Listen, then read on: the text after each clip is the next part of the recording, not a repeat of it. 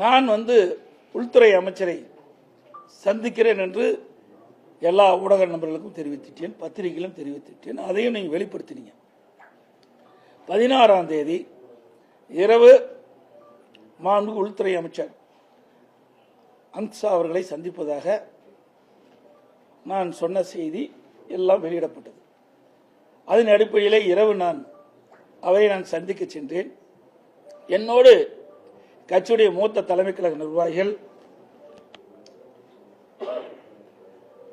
எங்களுடைய மாநில உறுப்பினர்கள் எல்லாம் சென்று அவர்களை சந்தித்து விட்டு வந்தேன். காலம் நேரம் அதிகமான காரணத்தினால அப்பொழுது எங்கோடு இருந்தவர்கள் எல்லாம் 10 மணிக்கு நீங்கள் செல்லுங்கள், நான் பேசிவிட்டு வருகிறேன் என்று சொன்ன பிறகு அவர்களெல்லாம் சென்றார்கள். நான் காலையில் மரியாதைக்குரிய மாண்புமிகு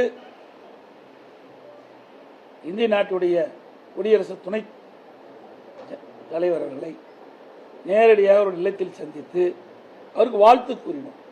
நானும் என்னோடு எங்களுடைய கட்சி மூத்த நிர்வாகிகள், மாநில உறுப்பினர்கள் சென்று அவர்களுக்கு வாழ்த்து தெரிவித்தோம்.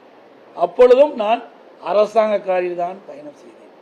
இதையெல்லாம் திட்டமிட்டு பத்திரிகைகள், ஊடகத்தில் செய்தி வெளியிடுவீர்கள் என்று நன்றாக தெரிந்துதான் தமிழ்நாடு இல்லத்தில் இருந்து அரசாங்கத்துக்கு சொந்தமான காரில் தான் நான் துணை ஜனாதிபதியை சந்தித்து பேசினேன்.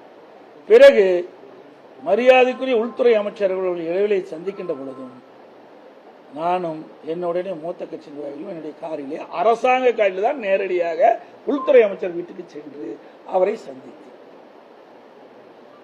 பிறகு சந்தித்து விட்டு அவர்கள் வெளியிலே சென்று விட்டார்கள். பிறகு நான் ஒரு 10-20 நிமிடம் அவர்களிடையே பேசிவிட்டு பிறகு அவர்கள் பல்வேறு பணி இருந்த காலத்தில் உள்துறை அமைச்சர் அந்த பணியை மேற்கொண்டு விட்டார். நான் வீட்டிலிருந்து வெளியில் ஒரு காரில் என் முகத்தை துடைக்கிறேன். அப்பொழுது அதை எடுத்து அரசியல் பண்ணுகிறேன். வெக்கமாகவும் வேதனையாகவும் இருக்கு.